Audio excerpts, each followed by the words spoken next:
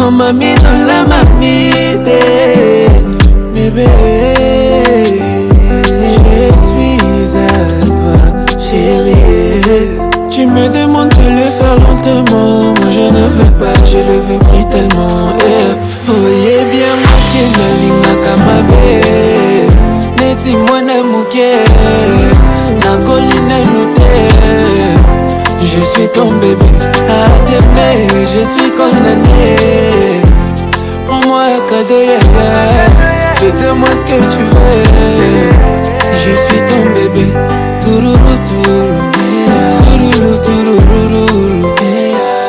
Tourourou, yeah. Bonjour Bazarba. Bonjour certifié populaire. Merci de vous joindre à nous aujourd'hui. Moi de même. Nous sommes ravis de discuter de votre musique et de vos 2 titres certifiés populaires, Jamais et Cadeau. Comment décririez-vous le style musical de Jamais et Cadeau ? Quels éléments les rendent uniques ?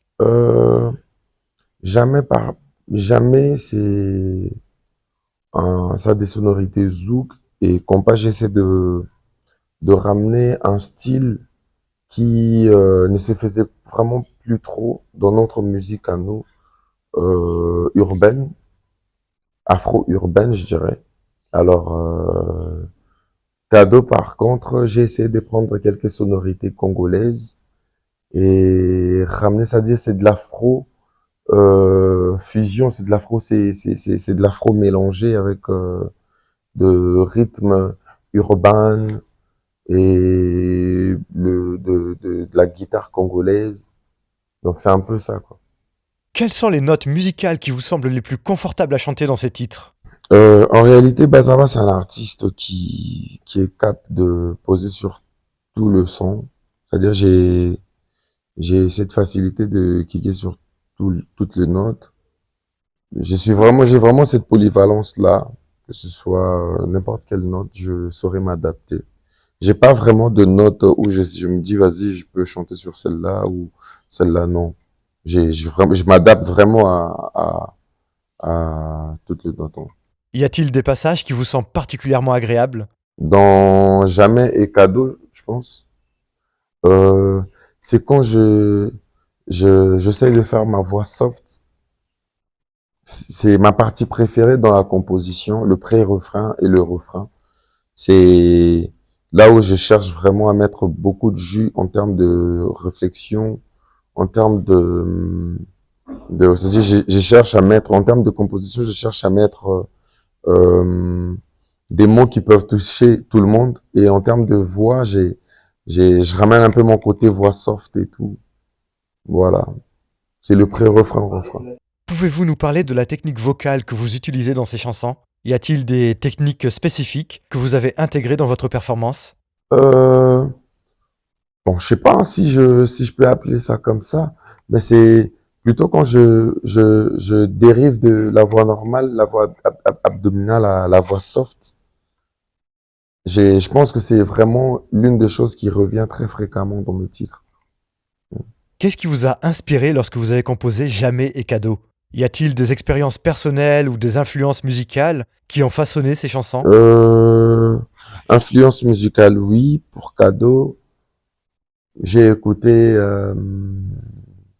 Wellon de Papa Wemba. J'ai écouté Wellon de Papa Wemba. Et par contre, avec Jamais, c'est l'inspiration de A à Z, elle est venue comme ça. On a travaillé dur avec mon beatmaker. Je l'ai fait écouter ce que j'avais en tête. Il m'a proposé la prod.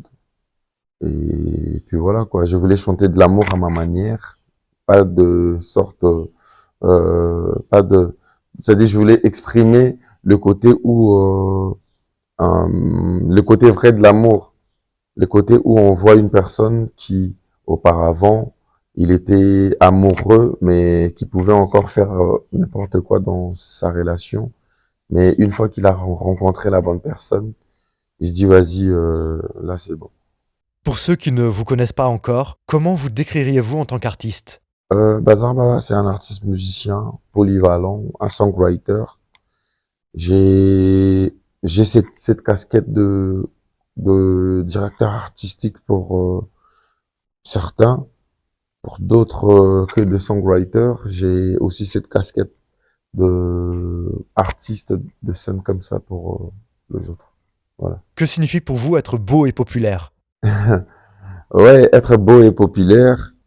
Déjà, la beauté, c'est vraiment un point très important dans ce que nous faisons, dans la vie des personnes publiques. La beauté, c'est une chose qui attire déjà. Et quand tu prends cette beauté, tu la mélanges avec la popularité. Je pense que moi, ça, ça, ça prime aussi. Ça m'aide beaucoup dans ce que je fais. Taramisha, mon bon aboga, il y a charisme. Et qui, ouais. Non, je rigole. Ouais. La popularité, ce que ça représente pour moi, ce que je ressens, déjà que je suis pas une personne qui, en gros, moi, je ressens ma popularité qu'à travers ma musique, parce que personnellement, je suis vraiment un vrai casanier.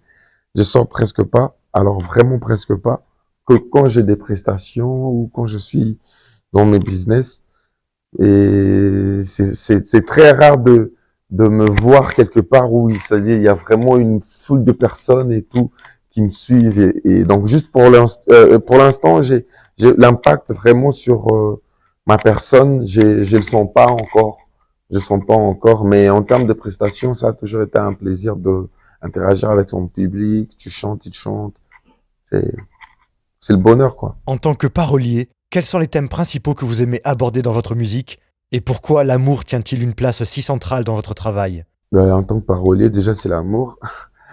Et pourquoi l'amour? Parce que l'amour, c'est, si je chante, c'est pour atteindre plus de personnes. Et je pense que l'amour, c'est la chose que tout le monde, tout un chacun de nous a au fond de lui. Et développer le thème d'amour, développer euh, le côté où, en gros, la musique, moi, je suis un businessman. Alors, j'offre ce que la population veut l'acheter. C'est l'offre et la demande. En gros, il y a plus de gens qui sont dans l'amour que dans autre chose.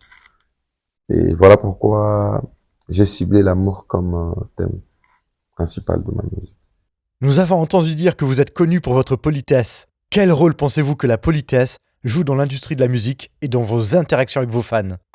Déjà, la politesse, pas seulement dans l'industrie de la musique, mais dans la vie, en gros, ça t'ouvre des portes. Parce que très généralement, on sait pas vraiment avec qui on, on partage, on converse comme ça. Et